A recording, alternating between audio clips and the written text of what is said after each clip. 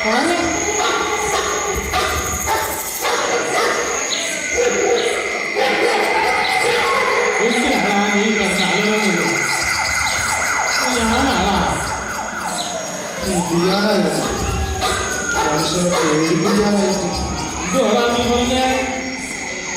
ഒത്തപ്പേട്ടായിരുന്നു. നല്ല ഒത്തപ്പേട്ട നേരം ഒരുപാടായാലോ. ഉറപ്പൊന്നുമില്ല. എങ്ങനെ ഉറങ്ങാൻ? ഈ അന്നത്തെയും പോലെ എന്തെങ്കിലും ചിന്തിച്ച് കിടപ്പായിരിക്കും അല്ലേ? രാത്രിയായി കഴിഞ്ഞാലേ നൂറ് ചിന്തകളാണ്. മക്കളെയും കൊച്ചുമക്കളെയൊക്കെ ഓർത്ത് അവരെയൊക്കെ കണ്ടിട്ട് കാലം എത്ര ആയെന്നാണ്. വയസ്സായ ഒരു അപ്പനുണ്ടെന്നുള്ള വിചാരം അവർക്കില്ല.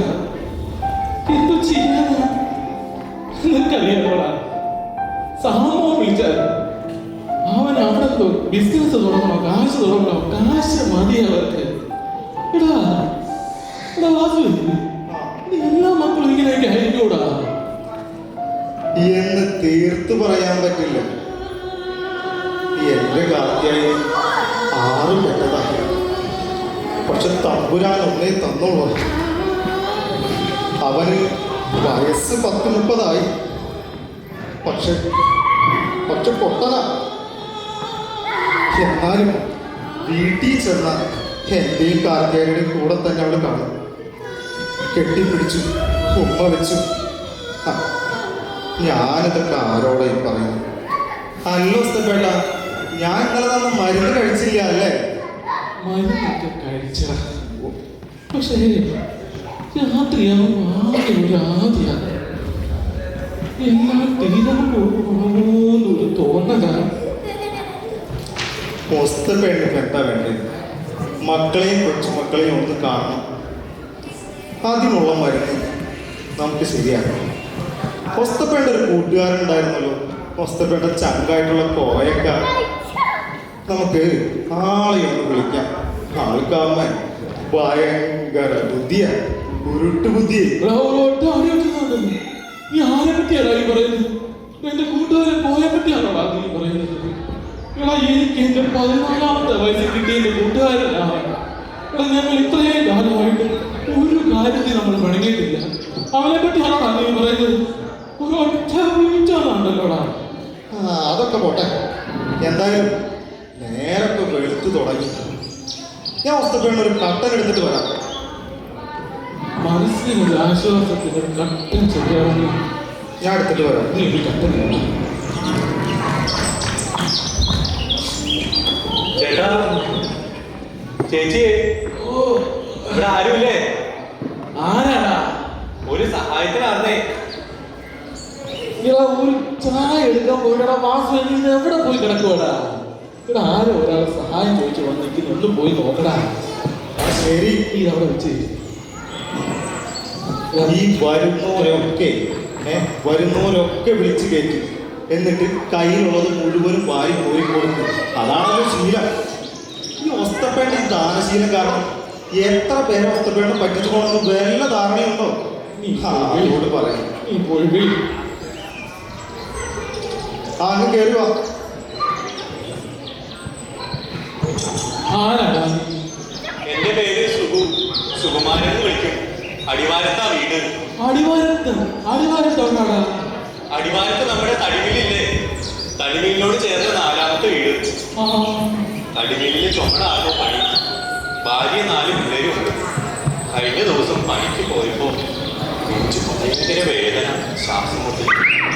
ആശുപത്രി ചെന്ന് ഡോക്ടറോട് ചോദിച്ചപ്പോ ഡോക്ടർ പറയുക ഹൃദയത്തിന്റെ വാൽവ് എന്തോ ചുരുങ്ങി അസുഖം. ഭാരിച്ച പണിയൊന്നും എടുക്കരുതെന്ന് പറഞ്ഞു.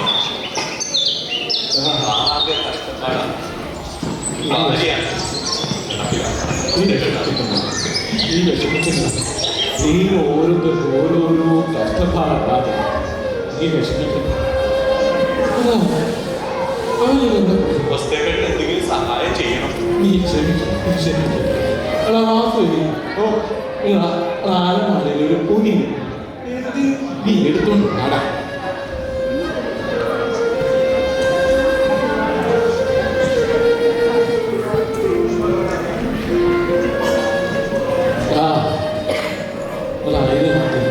കുറച്ച് കാശ് നീ മക്കൾക്ക് നല്ല ഫുഡ് കഴിക്കണം, എല്ലാവരും നല്ലോണം കഴിക്കേണ്ട പ്രായം വേണം.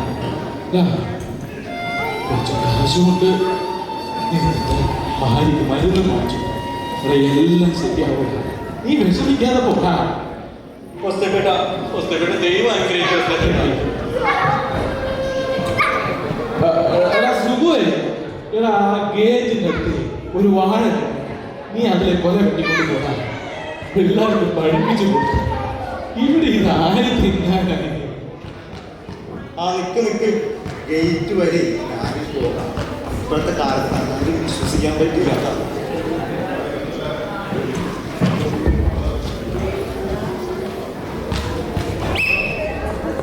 അല്ല, ആരൊക്കെ ഇറങ്ങി പോയെ? വരത്തനാണ് തോന്നുന്നു. കഴുത്തനൊന്നും അല്ലല്ലോ, അത് അടിവാരത്ത് താമസിക്കുന്ന ഒരു പാവം സഹായം ചോദിച്ചു വന്നതാണ്.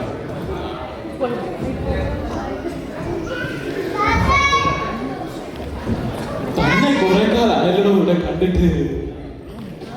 പണ്ടത്തെ പോലെ നടക്കാൻ വയ്യണോ? നടക്കാൻ വലിയ പ്രയാസ. വരണം എന്നോ. പിന്നെ നാളെ ആവട്ടെ എന്നാലും കരുതും. വന്നല്ലോ നിങ്ങളുടെ ചങ്ങായി കോയക്ക. ഞാൻ വന്നോളാം. ഞാനിപ്പോലെ പ്രശ്നമുണ്ടോ ഉണ്ടെങ്കിലേ അമ്മ കേസ്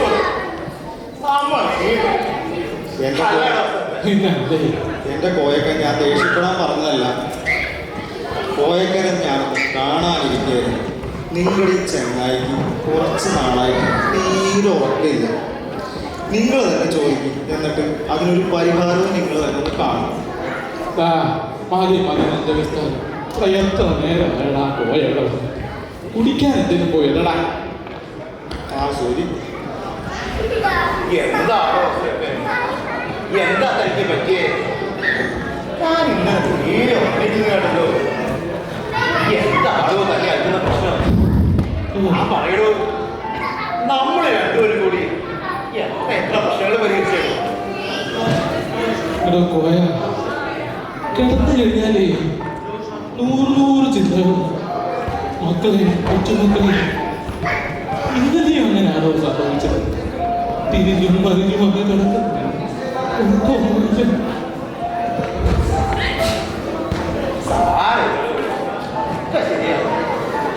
എന്ത് ശരിയാണ്? ഒന്നാലോചിച്ച താനാണോ ഭാഗ്യവൻ?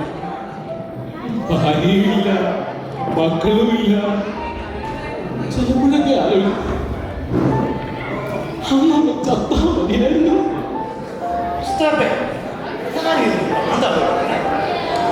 എനിക്ക് ഓർമ്മയില്ലേ അന്നത്തെ ഉൾപ്പൊട്ടൽ? അന്നുണ്ടായ ഉൾപ്പൊട്ടലിൽ എൻ്റെ ഭാര്യയും കുട്ടിയും അന്ന് അടച്ചു തൊട്ടതിന് മുമ്പല്ലേ മലവെള്ളം കൊണ്ടുപോയത്? എന്റെ മാത്രമല്ല, തന്റെ കത്രിനെയും കൊണ്ടുപോയി.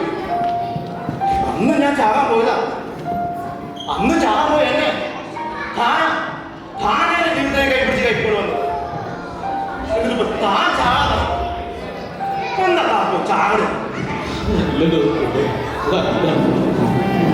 മറക്കാൻ പറ്റുമോ അന്നത്തെ ആ ഉരുൾപൊട്ടൽ? നമുക്കെല്ലാം നഷ്ടപ്പെട്ട ആ രാത്രി. പിന്നീടുള്ള നമ്മുടെ ജീവിതം മണ്ണിനോടും മലമ്പനിയോടും പ്രകൃതിയോടും മല്ലിട്ട് അത് കാണുന്നതെല്ലാം ഉണ്ടാക്കി, മക്കളെ എല്ലാം പഠിപ്പിച്ച് വലിയ നിലയിലാക്കി. പക്ഷേ വയസ്സായപ്പോഴേ അവരൊന്നും വിളിക്കുന്നുമില്ല. അപ്പനെ വിശേഷം അറിയുന്നു. എന്താണോ ഇവിടെ പോയാൽ ദിവസം ആഴ്ചയിലൊന്നും വേണ്ട, മാസം ഒരിക്കൽ വെച്ചോളേ. ആലോചിക്കുമ്പോഴേ പിള്ളേരൊക്കെ കാണാൻ കൊതിയാവുന്നതോ. ഇനി പിള്ളേരെ കാണാൻ പറ്റുമോ? ഞാനല്ലേ പറയാൻ.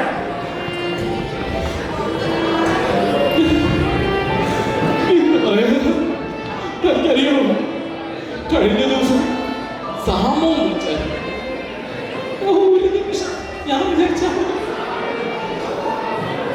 എന്റെ വിശേഷത്തിന് വരാൻ. പക്ഷേ പക്ഷെ അവന് വേണ്ടത് കാശാ. നമ്മുടെ ഏഹ്റയിലെ ആ 60 ഏക്കർ വസ്തു വിറ്റേച്ചേ അത് അയച്ചു കൊടുക്കാൻ. അവന് ബിസിനസ് തുടങ്ങാനോ എന്തൊക്കെയോ വാങ്ങിക്കാനോ വീട് വാങ്ങിക്കാനോ എന്തൊക്കെയോ. അല്ലാതെ അത് നമുക്ക് വേണ്ട. പിള്ളേരെ കാണാൻ പേടിയാണോ എനിക്ക്? തനിക്കിപ്പോ എന്താ വേണ്ട? തന്റെ മക്കളെയും കൊച്ചുമക്കളെയും ഒന്ന് കാണണം, അത്രയല്ലേ വേണ്ടു. അതിനുള്ള വഴി ഞാൻ വാസുവും കൂടി ആലോചിച്ചില്ല. ഇനി താൻ അതോർത്ത് ബേജാറാവണ്ട.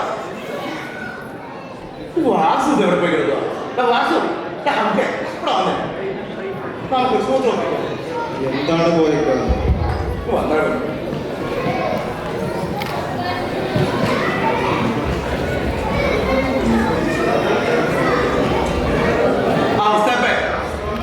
നമ്മളൊരു ഒസിയത്തിൽ, ആ ഒസിയത്തിൽ എന്താണ് എഴുതേണ്ടത് ഞങ്ങൾ പറയാം. ആ പിന്നെ ഒരു കാര്യം, ഇനി കുറച്ച് നാളത്തേക്ക് ഏത് ഫോൺ വന്നാലും താൻ ഇട്ടേക്കരുത്. അതൊക്കെ വാസു കേൾക്കരുത്. പറയുന്നത് മനസ്സിലാക്കുന്നുണ്ടല്ലോ അല്ലേ? എന്തുവാടാ ഞാൻ മരിച്ചോന്ന് പിള്ളേർ ഗപ്പിടിക്കാനാണോടാ? അതല്ലല്ലോ, മക്കളെ ചില ജീവയാഥാർത്ഥ്യങ്ങൾ പറഞ്ഞ് മനസ്സിലാക്കാൻ ഇങ്ങനെ ചിലതൊക്കെ ചെയ്തേ പറ്റും. ആ പിന്നെ ഒരു പ്രധാനപ്പെട്ട കാര്യം, ഇനി കുറച്ച് നാളത്തേക്ക്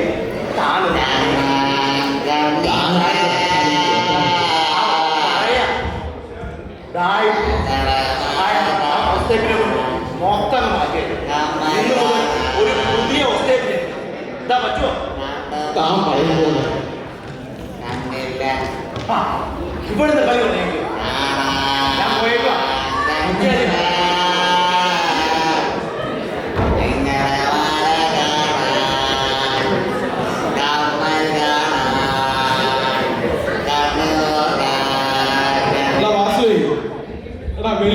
പാട്ട് പാടുന്നവരെ അടുത്ത മാരണം വരുമ്പോൾ പിച്ചക്കാരുടെ സംസ്ഥാന സമ്മേളനം നീ വിളിയ ആദ്യം കേറുക.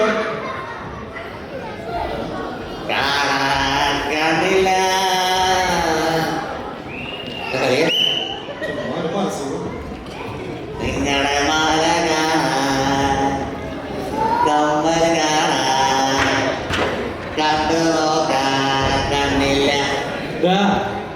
എന്താ നിന്റെ പേര്? അതെന്തെങ്കിലും ആവട്ടടാ. എടാ നീ ഇങ്ങനെ ഈ രാവിലെയും വൈകിട്ടും തേരാ പാരാ തെക്ക് കിടക്കുന്ന പാട്ടും പാടി നടന്നാലേ എനിക്ക് എന്താ കിട്ടുവാടാ? ഇങ്ങോട്ട് നിൽക്കുന്നു. ഓ മുതലാളി, വലിയ കിട്ടിപ്പോരൊന്നുമില്ല. വെള്ളം കുടിക്കാനുള്ളത് കിട്ടും. പിന്നെ വൈകിട്ടാവുമ്പോ ഈ പാട്ട് പാടി തൊണ്ടയിൽ ഒച്ച പോകുന്നുള്ളത് മാത്രം മിച്ചം. ഒരു കാര്യം ചെയ്യാം. ഓ ഈടാ അദ്ദേഹത്തിന് എന്തിന്? നീ ഇങ്ങനെതായ ഒരു പണിയുണ്ട്.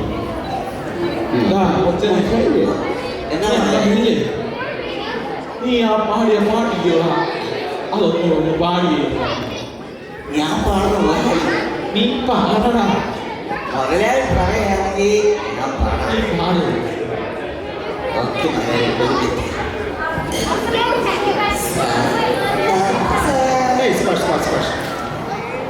കാണാൻ കണ്ണില്ല നിങ്ങളുടെ മാല കാണാൻ കമ്മൽ കാണാൻ കണ്ടു നോക്കാൻ കണ്ണില്ല. അയ്യാ അമ്മേ വല്ലതും തരണേ. അമ്മോ അമ്മോ അമ്മ അമ്മ അമ്മോ. ഇനി മുതലേ നീ പാട്ട് പാടണ്ട. നീ കുത്തി കേൾപ്പിച്ചോണ്ട് നടന്നാ മതി. ശരി മുതലാളി, ഒരിക്കൽ കുറച്ച് കാശ് കിട്ടും. നീ ഇത് വെച്ചോ. മുതലാളി ഒരു 100 വർഷം വേണ്ടടാ, അത്രയ്ക്കൊന്നും വേണ്ട. നീ പോടാ. ഓക്കെ മുതലാളി.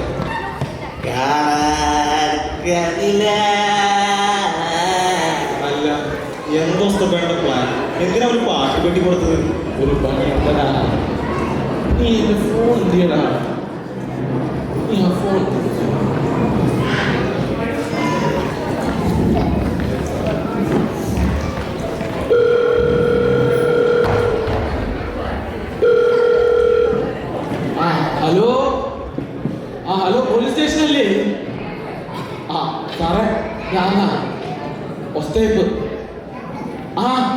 ആ ഏലപ്പാറയിലെ അവസ്ഥയെ സാറേ ഒരു കംപ്ലൈന്റ് ബോധിപ്പിക്കാനുണ്ട്.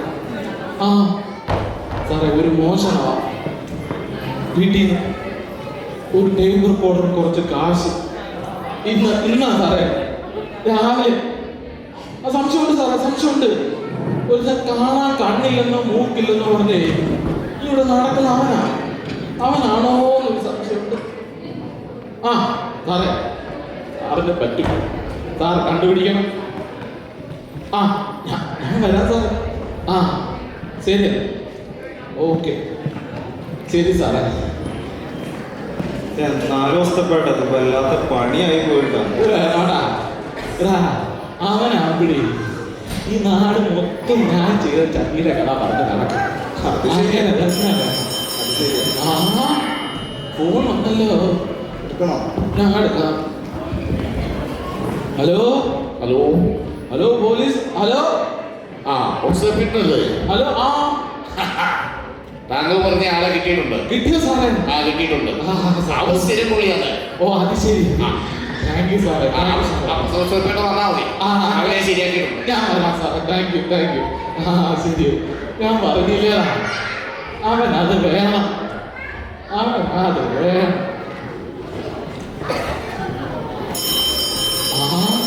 ഇത് ഞാനെടുത്തോ, ഇത് ഞാൻ. ഹലോ, ആ സാമ്പുഞ്ഞാണോ? ആ അതെ അതെ, ആ ഇന്നലെ ഒരു 3-3:30 കാണും. ആ സുസമിനോടും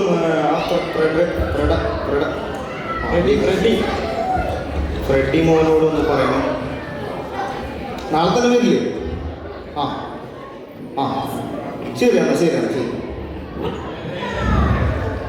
ഒസ്തപ്പേട്ട, മക്കൾക്കൊക്കെ പേരിടുന്നില്ലേ? ഇച്ചിരി ലളിതമായ പേരിടും. വല്ല തോമസെന്നോ ജോസെന്നോ ഞാൻ ആ ഫ്രെഡി എന്ന് പറയുമ്പോൾ 2 പല്ല തെറിച്ച് പോയാലേ. മക്കൾ വരുന്നുണ്ടോ? ഇത്രയും നാളെ വരാത്ത മക്കളൊക്കെ എന്നെ കാണാൻ വരുന്നുണ്ട്. അതിനുള്ള പണിയൊക്കെ നമുക്ക് ശരിയാക്കിയിട്ടുണ്ട്. അപ്പൊ സീരിയസ് ആയിട്ടാണല്ലോ നമ്മൾ പ്ലാൻ ചെയ്യുന്നത്. ഇല്ലേ? എന്തായാലും എനിക്ക് നല്ല ക്ഷീണമുണ്ട്. ഞാൻ കുറച്ച് നേരം പോയി കിടക്കാൻ പോകും. ഒസ്തപ്പേട്ട് പോയി കിടന്നോ. എന്തെങ്കിലും ആവശ്യം ഉണ്ടെങ്കിൽ ഞാൻ വിളിക്കാം. പിടിക്കണോ?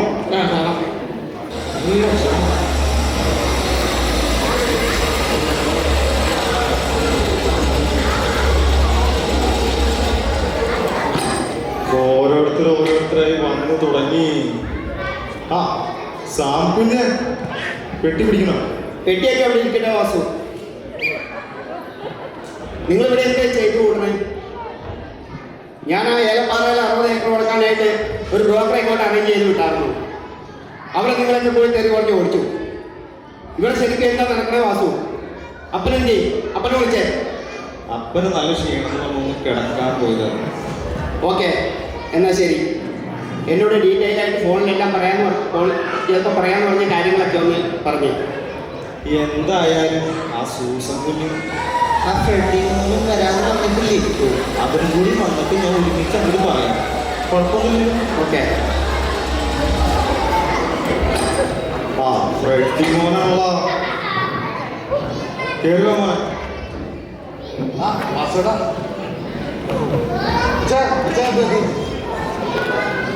എന്താ പറയാൻ, എൻ്റെ ഫ്ലൈറ്റ് ലേറ്റ് ആയിരുന്നു. ഒരു മണിക്കൂർ എടാ, ഞാനൊരു 5 മിനിറ്റ് ആണല്ലോ വന്നിട്ട്. ഇപ്പോൾ വന്നോളൂ, 5 മിനിറ്റ് ആയി. ഓക്കെ.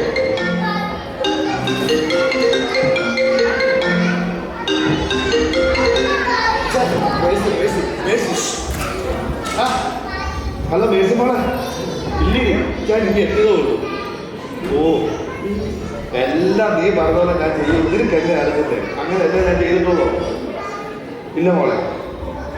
ഓക്കെ, എല്ലാവരും ഇത് വന്നു കൂടുന്നേ ഉള്ളൂ. എല്ലാം ഞാൻ അപ്പം അറിയിച്ചോളാം. Okay okay. എന്തുവാടാ പറ്റിയത്? കല്യാണം കഴിഞ്ഞു, വർഷം 10-30 ആയി, പിള്ളേരാണെങ്കിൽ കെട്ടിച്ചു വിടാതായി. അന്നൊക്കെ ഈ മേഴ്സിനോട് ഇതുവരെ മാറിയില്ല. എന്താ വെച്ചാൽ പറയുന്നത്? എല്ലാവർക്കും ഒരു വിചാരം എനിക്ക് മേടിച്ച പേടിയാണ്. പക്ഷേ ഇതാ അറിയാമോ, ഞാനൊന്ന് മല ഇട്ടാൽ അതിനപ്പുറത്തോടാണ്. പക്ഷേ ആ വര മേഴ്സി ആയിരിക്കും മറക്കണത്. അതിന് അതൊക്കെ പോട്ടെ. സൂസൻ കുഞ്ഞ് എപ്പോഴാണ് വന്നേ?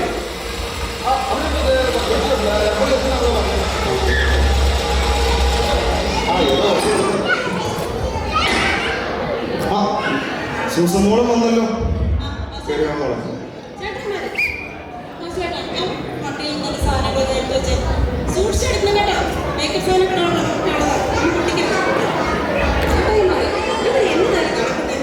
എനിക്കറിയില്ല എന്റെ പോയിട്ട് മോളെ.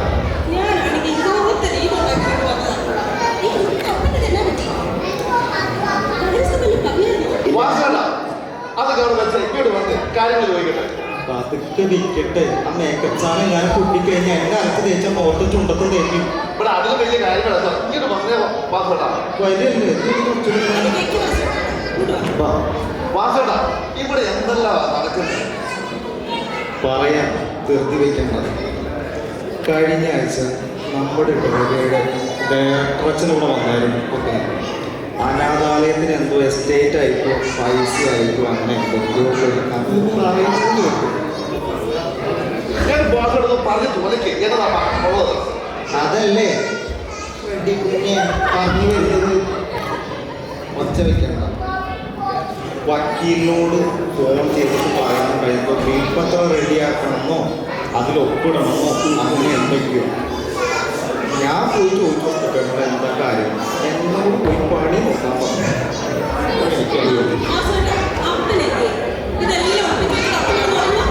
ഒച്ച വെക്കണ്ട. ഞാൻ പോയി വിളിക്കാം. എത്ര വിളിച്ചല്ല ഹസ്തപേട്ട ഇവിടെ വന്നോ.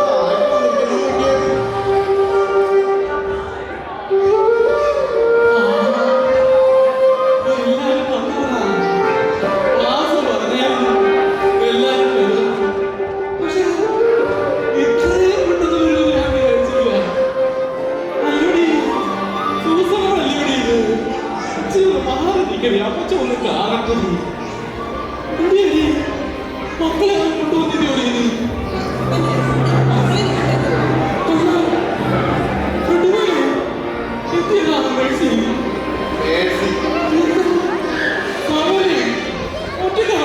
ഒന്ന് പോവാ.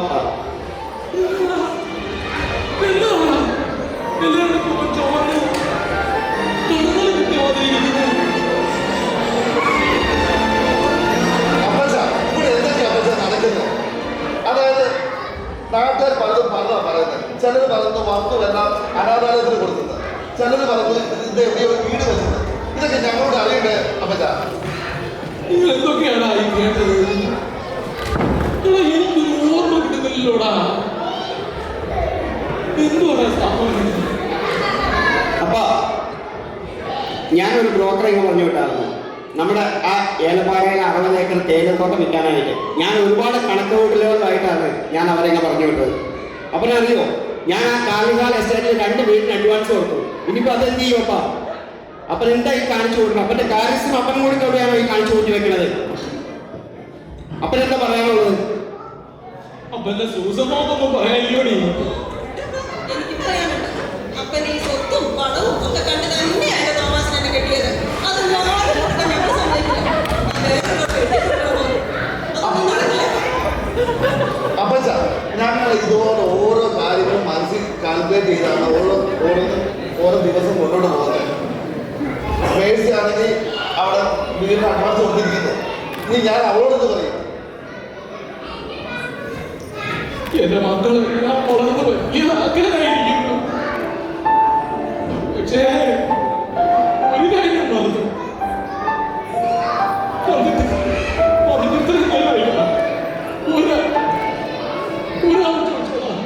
അപ്പനെ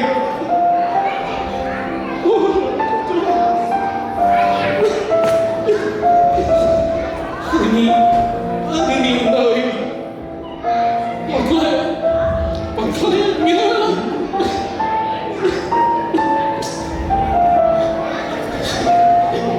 നിങ്ങൾക്ക് ഓർമ്മയില്ല? നിങ്ങൾക്ക് ഓർമ്മയില്ല?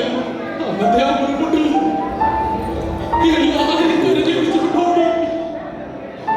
ഞാൻ എന്റെ മക്കളെ കൊണ്ടോടി.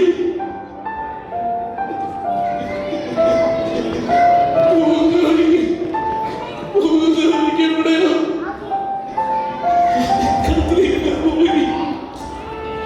വീണ്ടും ആ പടം വരാൻ ഈ ഉരുളുകൊണ്ടല്ലേ മക്കളെ എല്ലാവരും പറഞ്ഞു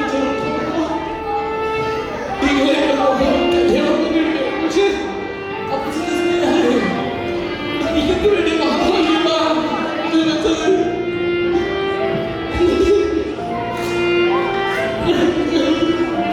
നിങ്ങളെയൊക്കെ കൊണ്ട് പോകുമ്പോഴേ അപ്പച്ചൻ ആ ഒരു കല്ലിനടുക്കെ പോയിരിക്കും. അവിടെ ആകുമ്പോഴേ കത്രീനെ അവിടെ അടുത്തുണ്ടെന്നൊരു വിശ്വാസം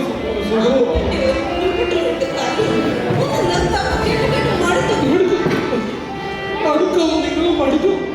അതുകൊണ്ടേ അച്ഛനൊരു അപേക്ഷ, അച്ഛൻ മരിച്ചു കഴിയുമ്പോഴേ ആ കല്ലിലെയോടാ ആ കല്ലിനടുത്തോട്ടാണ് കല്യാണ ഇഷ്ടപ്പെട്ട ഇവിടെ ഇരിക്കും. കത്രീനെ നടക്കുന്നത് വന്നാലേ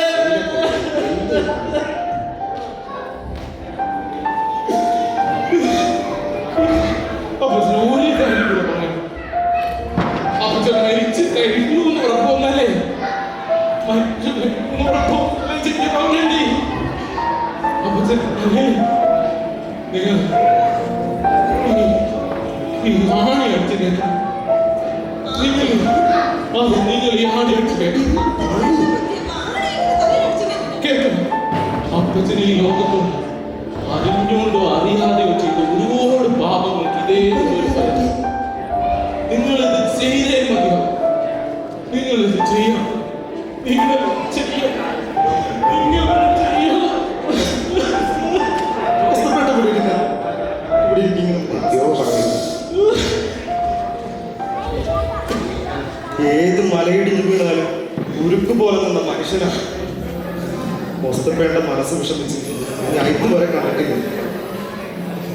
നിങ്ങളുടെ മുറികളെല്ലാം ഞാൻ തൽക്കാലം റെഡിയാക്കിയിട്ടുണ്ട്. ഒന്ന് പോയി തരാം, ബാക്കിയുള്ളതൊക്കെ പിന്നെ സംസാരിക്കാം. മുസ്തഫേട്ട ഇങ്ങനെ മനസ്സ് വിഷമിച്ചിട്ടില്ല. അവിടെ മക്കളൊക്കെ എല്ലാം ശരിയാണ്. ഞാൻ മുസ്തഫേട്ട കുടിക്കാൻ നേരിട്ടുണ്ട്. കുടിക്കാൻ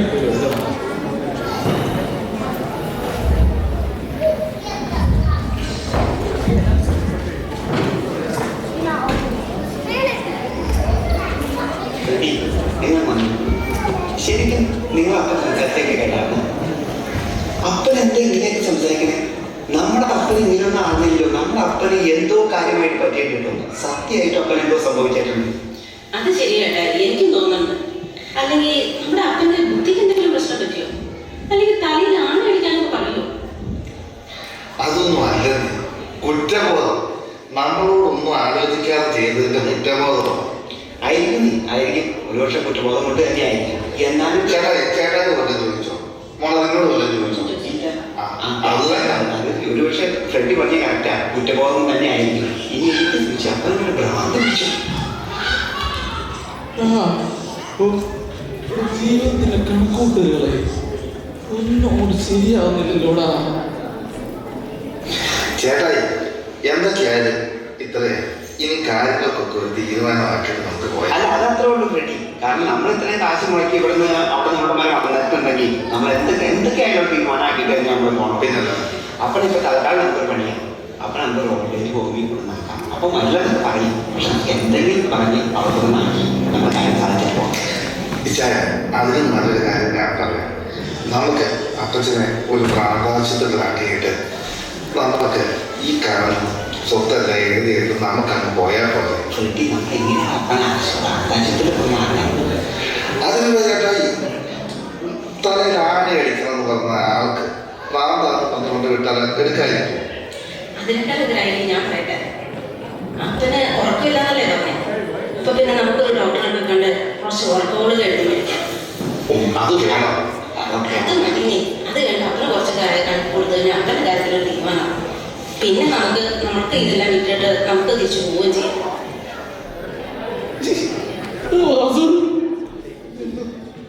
ഇത് കേട്ടോടാ,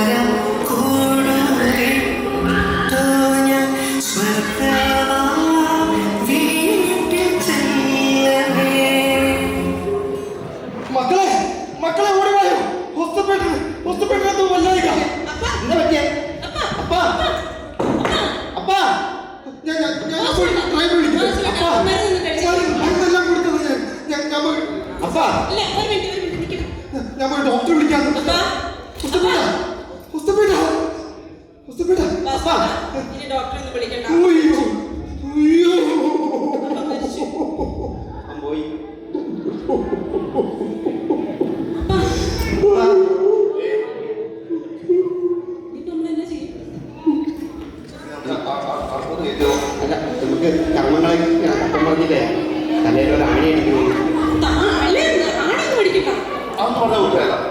ആണി അടിക്കണം. അപ്പച്ചന്റെ അവസാന ആഗ്രഹം ആണി അടിച്ചേ പറ്റൂ. എന്റെ ചേട്ടാ ഇത് വേണ്ട. അപ്പച്ചന്റെ അവസാന ആഗ്രഹം ആണി അടിച്ചേ പറ്റുമോ? ആണി അടിക്കണം. എനിക്ക് താല്പര്യമില്ല. നിങ്ങൾക്ക് വേണമെങ്കിൽ നിങ്ങൾ അടിച്ചു. ആണി അടിക്കില്ല. പിന്നല്ലോ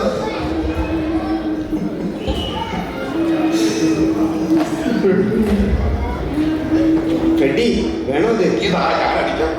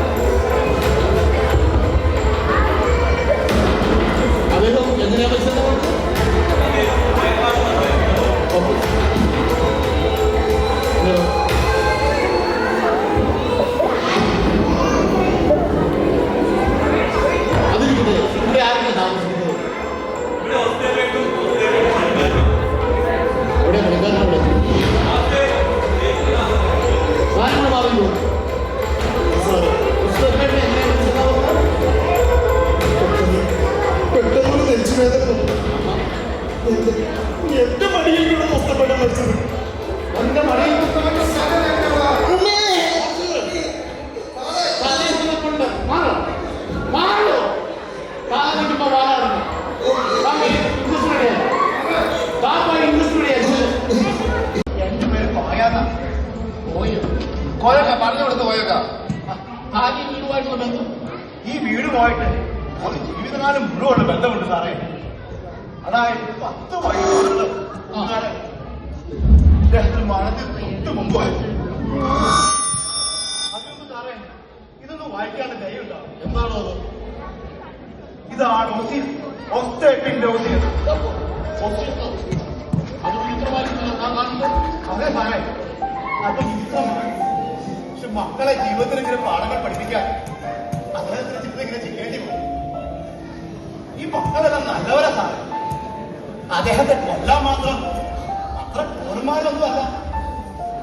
പണത്തിനോടും സ്വത്തിനോടും ഒന്ന് എടുത്താൽ പാവങ്ങളാ സാറേ.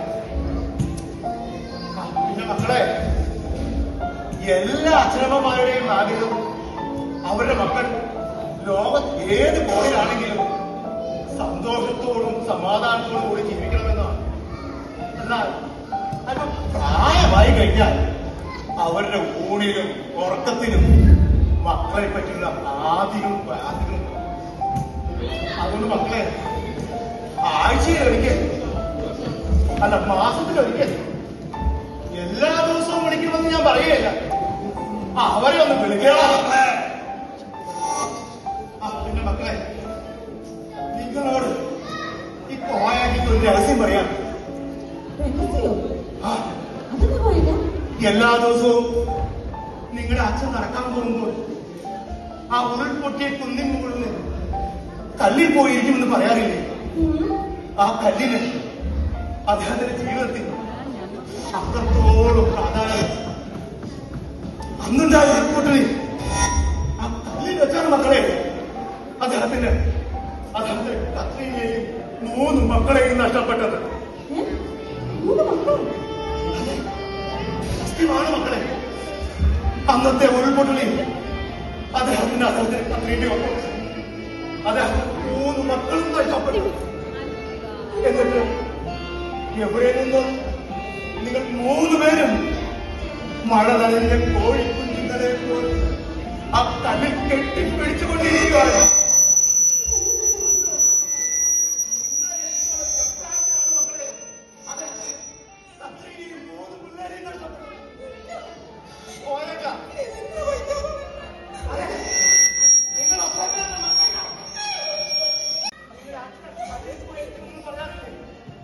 അവിടെ നിന്നാണ് നിങ്ങളെ 3 പേരെയും കിട്ടിയത്. നിങ്ങളുടെ ഓർമ്മകളും ചിന്തകളും വരുമ്പോഴാണ് അദ്ദേഹം തല്ലിൽ പോയിട്ടുണ്ടായിരുന്നത്.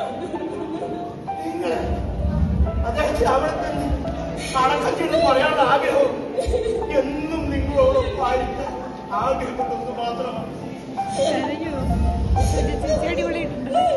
നിനക്ക് കരയാനുള്ള ഒരു അധികാരമൊന്നുമില്ല. മുസ്തഫയുടെ മക്കളിൽ ഏറ്റവും കൂടുതൽ സ്നേഹിച്ചത് നിന്നെയായിരുന്നില്ലേ മോളെ? എന്നിട്ട് നീ പറഞ്ഞു കളഞ്ഞില്ലേ മരുന്ന് കൊടുത്ത് കൊല്ലാമെന്ന്?